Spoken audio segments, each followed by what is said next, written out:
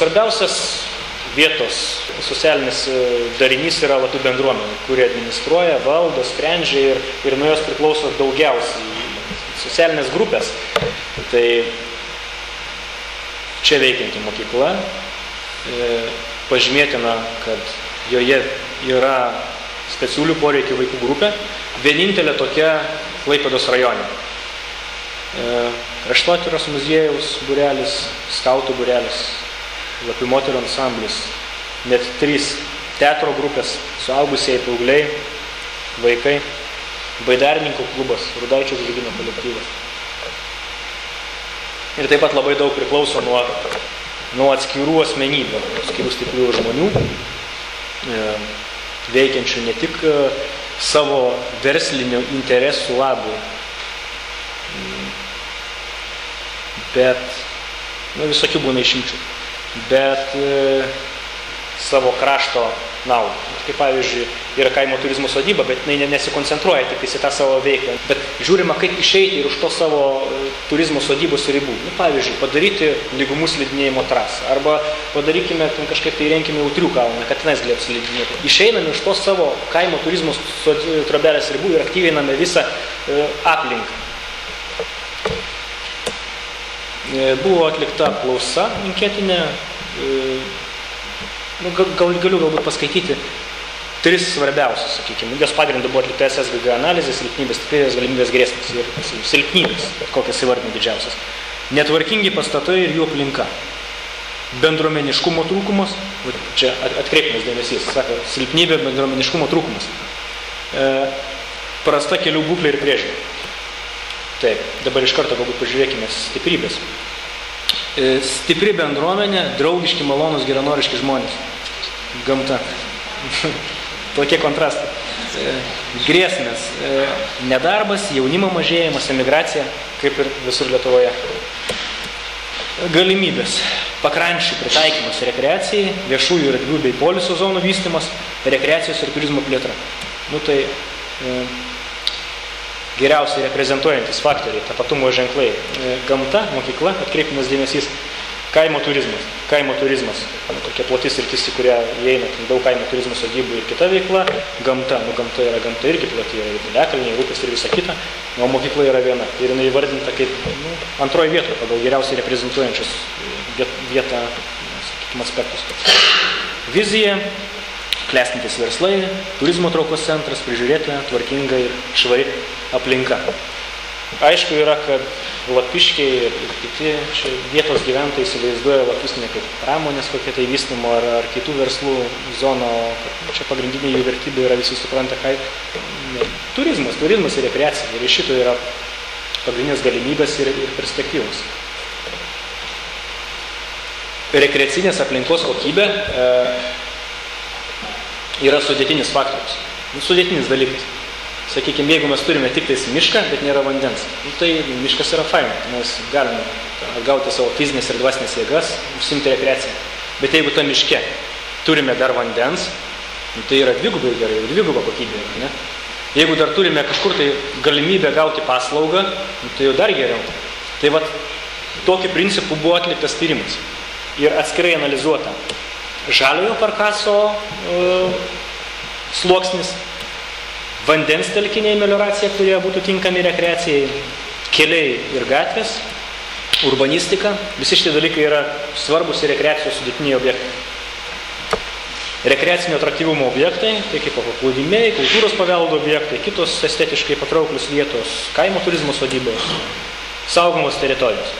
Ir va dabar visus šitos sluoksnius išanalizavus atskirai ir suklojus ant vieno pagrindo, kai kuriuose vietose štrikai susikerta. Ir kuo daugiau tų štrikų susikerta, tuo mes turim didesnį vertę. Čia yra miškai, čia yra vanduo, čia yra paslaugos, susisiekimas geras, tai 4, dar kažkas, tai saugomas teritorijos, kraštovaizdžio vertybė labai gražu, dar 5. Ir gavom taip, kad prie minijos ir, iš esmės, toje teritorijoje, kur yra saugoma kaip minijos kraštovaizdžio, minijos enslinio kraštovaizdžio draustinis, tai yra palei miniją ir Žvelsos upėje iki Greičiūno tvenkinio, yra iš tikrųjų pati patraukliausia, perspektyviausia, potencialiausia ir visokie kitokie ausia. rekreacijos ir turizmo plėtros zona. Patys tinkamiausia vieta. Dar galime priskirti tą Greičiūnų tvenkinį. Tai va tokie tie tyrimo rezultatai, bet mes galime žinoti, kad čia labai yra faina. Čia tikrai tinkama vieta yra poilsiui ir turistus vesti, bet yra tam tikri reglamentai. Yra teritorijų planavimo dokumentai.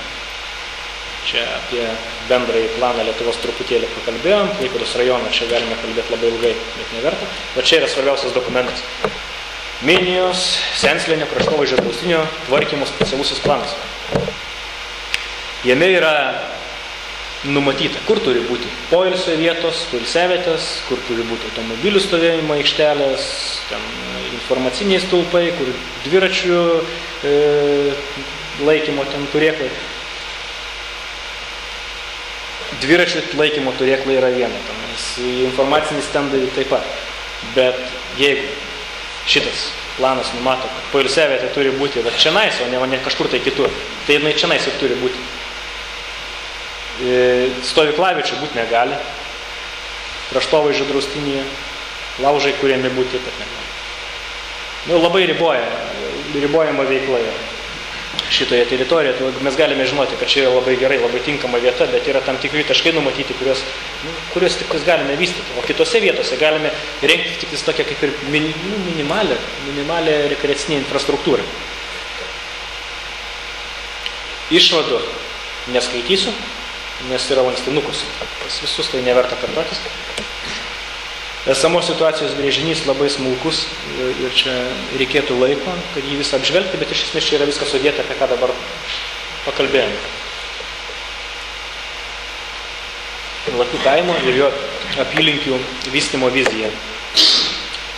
Subalansuotos gamtinės, kultūrinės ir rekreacinės aplinkos regionas Minijos ir Žvelsos upių santaka. Toks pagrindinis šūkis, kuris dar dalinamas į atskiras sritis, kurios irgi yra aprašytos lankstinuke. Tai gal neverta kartotis. Aktyvus, patogus, jaukus ir visai kitaip kaip parašyta.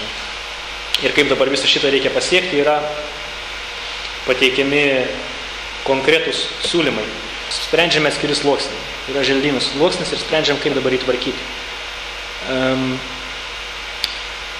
Nustačius, kad vertingiausi želdynai ir atraktyviausios vietos poilsiui ir turizmui yra būtent prie Minijos ir Žvelsos upių, šiuos želdinius siūlome tvarkyti kaip rekreacinio pobūdžio želdynus ir juose gali būti ir sveikatingumo takai ir visi kiti dalykai, apie kuriuos galbūt dar pakalbėsime. Bet pats svarbiausias, sakykime, siūlymas, kuris gali sukelti diskusijų. Bet, pati idėja, man atrodo, yra verta tikrai. Verta bent jau tos diskusijos. Galbūt dabar nekalbėsiu apie šitą. Vandens telkiniai. Vandens telkiniai yra Minijos Žvelsos upė, kurios naudojamos kaip vandens turizmo viešosios vietos. Čia yra numatomi specialiuoju planu sustojimo vietos Minijos upėje 3 tokios. Tokia dar viena galėtų atsirasti siūloma Pikteikių kaime. Yra numatomos poilsiavietės prie vandens, kurios prioriteto tvarka išpildymo turėtų būti išpildomos būtent tos, kurios yra numatytos specialiajame plane. Bet yra dar išvelgiama, kad čia galėtų taip pat atsirasti. Čia patrauklus Vingis ir yra kaimo kažkokia turizmo sodyba ir visa aplinka liktis tinkama tam, tai mes dedame tašką, kad čia irgi turime bent jau pradžiai įrengti kažkokią tą minimalę infrastruktūrą turistinę, kad perspektyvoje ta teritorija būtų tvarkoma kaip poilsiavietė, kaip rekreacinė zona. Tai čia prie Minijos tokie gal 4 berods taškai yra numatyti nauji ir prie Greičiūno tvenkinio paplūdimys ir tas įrenginys, kur bėga vanduo, kaip jis vadinasi? Užtvanka tai jo, bet tas pats įrenginys. Jo, tai...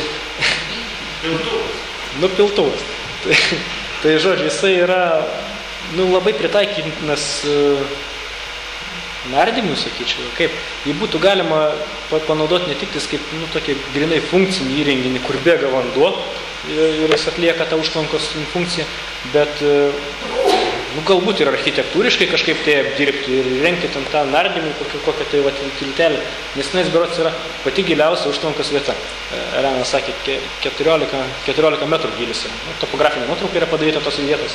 Toj vietoje yra giliausia vieta. Tai ten būtų visai tinkama nardyti. Ir jeigu mes estetiškai išpildytume tą objektą, tai visai galėtų būti taip pat maudykla, kažkokia taip poilsio zona.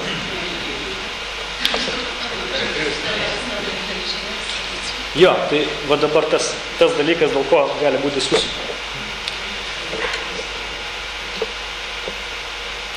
Taip, pritrauksime.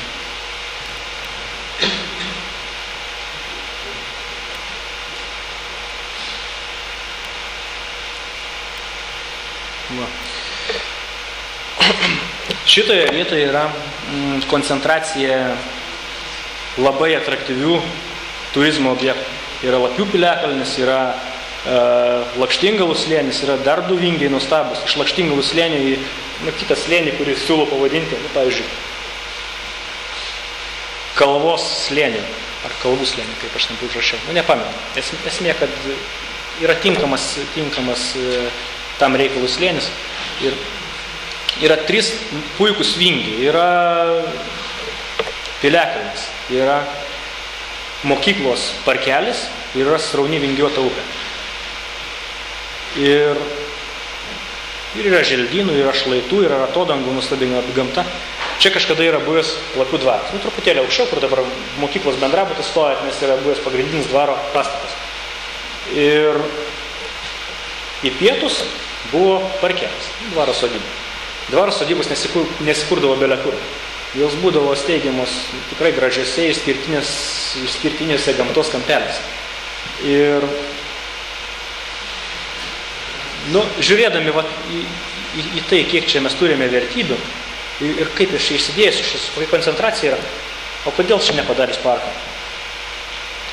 Atsakymas iš karto, aišku, yra todėl, kad čia yra privačios nuosavybės, čia žmonės turi savo sklypus, bet jeigu taip žiūrėsime, tai iš esmės yra tas pats principas, kaip ir dvaro laikais būtų.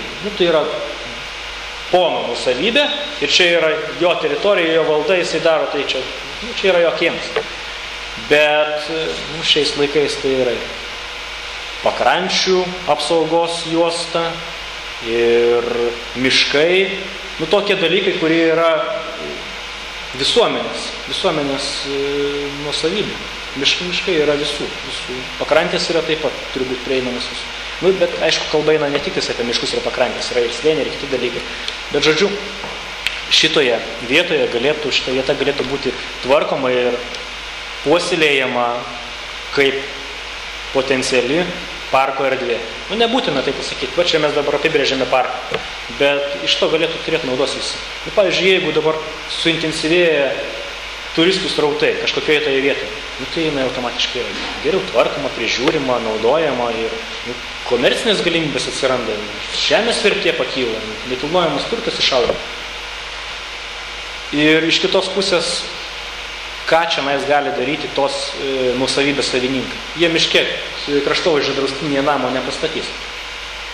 Nieks neleis. Ne tik čia tose slėniuose, apsaugos zonos neišneša. Labai tu galėtum namą pastatyti, Lakštingalų slėnį, ar tam vidurį atsirastų toksai namas. Tai iš esmės, tai pagrindinė ir galimybė tiems patiems savininkams yra būtent, kad jie iš tų srautų kažkaip tai sugebėtų pasimti savo naudą. Marketinginiai dalykai. Bet tokia idėja.